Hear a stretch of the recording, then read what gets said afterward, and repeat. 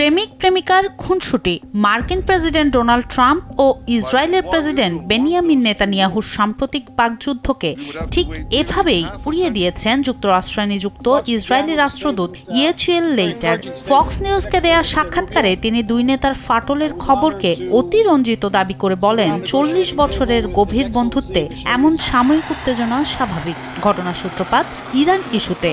ইরানের উপর বড় হামলার ছক কষছিল ইসরায়েল। তখন ট্রাম্প সরাসরি নেতানিয়াহুকে ফোন করে সতর্ক করেন, বিবি সতর্ক হও, নইলে একা হয়ে পড়বে। পরিস্থিতি আরও উত্তপ্ত হলে মার্কিন সমর্থন হারানোর হুঁশিয়ারিও দেন তিনি। ওয়াশিংটনের সমর্থন হারানোর এই হুমকিতে নমনীয় হন নেতানিয়াহু। তিনি হামলার তীব্রতা কমাতে রাজি হন, যার প্রেক্ষিতে ইরানও পাল্টা আঘাত থেকে বিরত থাকে। রাষ্ট্রদূত লেইটার জানান, এই মান অভিমানের পরও দুই দেশের কৌশলগত সহযোগিতা ও বোঝাপড়া অটুট রয়েছে। ট্রাম্পও ভালো করেই বোঝেন, ব্যালিস্টিক ক্ষেপণাস্ত্রের আঘাত ইসরায়েল মুখ বুজে সহ্য করবে না। আপাতত এই নাটকীয়তার পর হরমুজ প্রণালীর অস্থিরতা কমিয়ে উভয় পক্ষের মধ্যে একটি সাময়িক যুদ্ধবিরতি ও শান্তি আলোচনা শুরু হয়েছে। কূটনৈতিক এই তৎপরতা বৈশ্বিক জ্বালানি বাজার ও আঞ্চলিক উত্তেজনা প্রশমনে বড় সুযোগ তৈরি করলেও ইসরায়েল ইরান সম্পর্ক এখনও কাচের মতোই ভঙ্গুর।